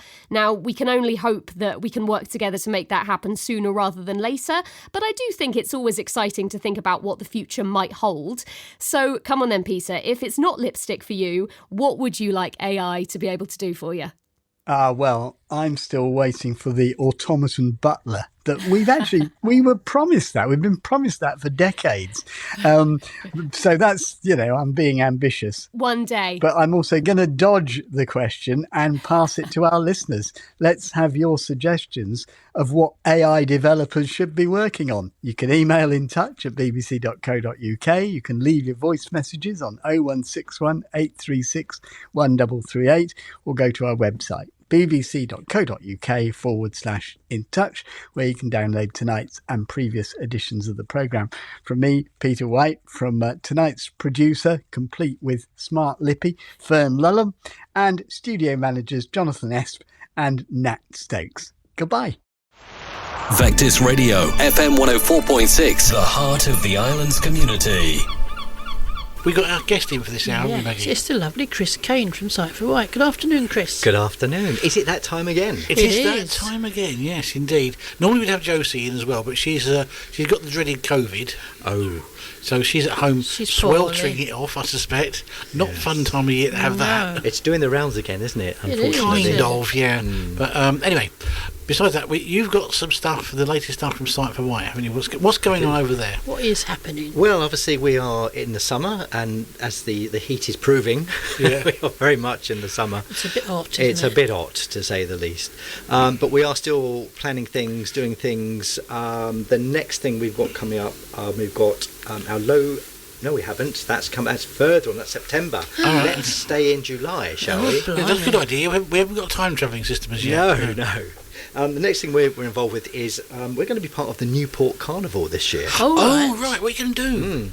We will. Our minibus is going to be there. We are going to have members there, staff there. The staff are dressing as... I don't know if you've heard about our education programme. I think it's been mentioned in the past. We have 4 characters, 4 animals that feature in our education programme. We have an owl, we have a bat, we have a mole, and we have a sea eagle. So I'm going to be the mole. Right. Yes. Let's hope it's not this hot. I know, that's what I was just thinking. So you're going to be Otherwise wearing you'll be some kind dripping. of costume? So, yeah, that will, hopefully, I will resemble a mole. Okay. So we would be walking the 2 miles. I presume you're talking about a mole that digs. A mole that digs. Yes. Yes, not one that sort of grasses on people. No. Yes. I was thinking of a completely different sort of mole again. Right. Anyway, but you're going to be dressed as a mole, Yes. walking 2 miles, and you're Yes. hoping it's a bit cooler. Hoping it's cooler. Yeah, so we will be there. We've got Susan, our volunteers manager. She's incredibly creative, so she's been making outfits and sort of different bits and pieces. So to there's take no along. excuse really. You can't get out of it, can you? No, not really. No. And I always It's going do to be as I'm told. sewn into it. Yeah. I will be sewn into it. Yeah. Whether You I'm... won't be out getting out of that. So we'll be promoting our befriending service, our activities, mix and mingle, coffee mornings, talking news. So we will be having visual performances of the things that we do. Oh, that's good. Yeah. As you walk along. As you walk along, and I believe it starts at 6 o'clock. So it's early evening. So hopefully, Yes. Right. it will be okay. Well, I'm pleased you're going. Also pleased that carnivals are back in town, as it were, because Yes. we missed them for the last couple of years. Yes, haven't we have indeed. So they'll be back in town, and you'll be part of it. Yes. And I noticed, I saw on social media today, some of your members were down the pub earlier on, the pub not far from Yes. you. Yes. I thought, yeah, this is a nice society. They go down the pub at lunchtime. It's our lunch club once a month. So yeah, I think that at the 8 Bells. Yeah, today. they were at the 8 Yes. Bells, yeah. So yeah, they love that. It was part of what we used to call. We have strollers and striders. Striders is a very vigorous walking group. Yeah. Strollers was a very mild one. Yeah. But we found that the strollers tended to not really want to walk, but they did want to eat. So we cut out the walking bit and they just do the eating. That sounds like my kind of walking group. Yeah, I like that. No walking involved in this walking group. We just go to the pub and eat. I like that. So yeah. today, I think about 20 of our members going. Yeah. So yeah. But it's good to socialise, isn't it? That's the thing. It's great. They love it, and Susan always tries to find a suitable location. Yeah. So yeah. So they're all very happy. Excellent. Today. That's good. Yeah. So your society provides help for people who are sight impaired. Yes, you do. But it also provides help for people who are family members of sight impaired people as well, doesn't it? Yeah, we're very flexible with what we do now, and also now we've got the sensory service with us, and Yes. who are called Wight Sense. So there's lots going on. So probably too much for me to go on into detail on this one, but I did want to sort of highlight a couple of things that we've got coming up. Yeah, good. So, question about the carnival thing. Yes. Do your characters have names? Oh, yeah. Now you're asking. Yes, they do.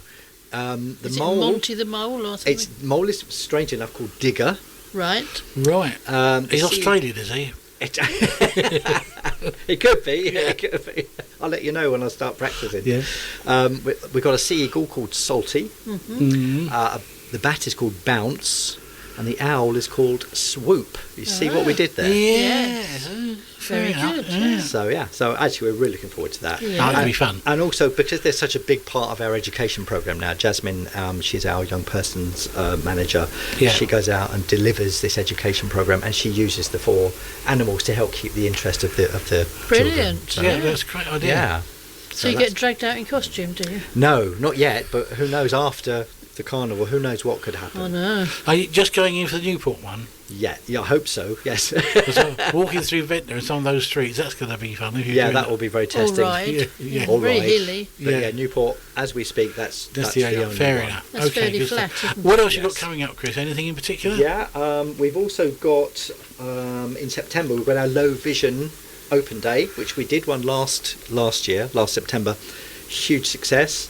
I will tell you where it is for any members or people with a visual impairment that are listening. It's at the Newport Scout Group, the Wendis Hall, which is Woodbine Close in Newport. Yep.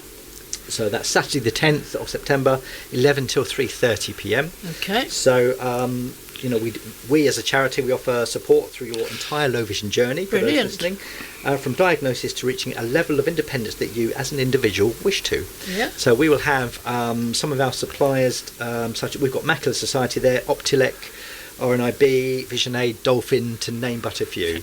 Well, Saturday, you say? A Saturday? It's a Saturday. Right, I might send a couple of our youngsters over to do some interviews in that Saturday. Oh, please do. Yeah, please do. It's not far, is it, from here? It's not far from here at all, and there's parking as well. So yeah, again, that's going to be really busy. And when they finish with that, they can come and join our variety night. Yes, It's the same night at Strings. Oh, is it? Yes. Oh, because I want to come along to that, don't I? Yes. Yes, you do. I do. Yes, you do. Yes. It's true, yes. So that's good. So there's lots coming up. How can people find out more, Chris? Oh, all they need to do is really pick up the phone, give us a call on 52205, or they can go to our website, which is siteforwight.org.uk. Excellent. Brilliant. No problem at all. So check them out. Always very helpful people at Site They for White, are, I've always excellent. found. If you actually want to visit it, don't go in. If you don't know where it is, you're going to take a little while to find it. Yeah. It's hidden up a little side road. It is. You need to come along Castle Road. Yes. Yeah, even though it says it's in Carrisbrook. Don't go too fast, No. because you'll miss it. Yes. You will indeed. But it's a lovely old building. It's a fantastic old building. Beautiful that. building. Yeah, it is. It's, yeah, it's we're got a very lot of facilities there, and they'll help you out as best they can. Good. Thank you, Chris. We will no doubt have some more from you next month. Your support matters. We operate thanks to the support of local businesses. If you would like to advertise on Vectis Radio, FM 104.6, contact our team today. Marketing@vectisradio.fm.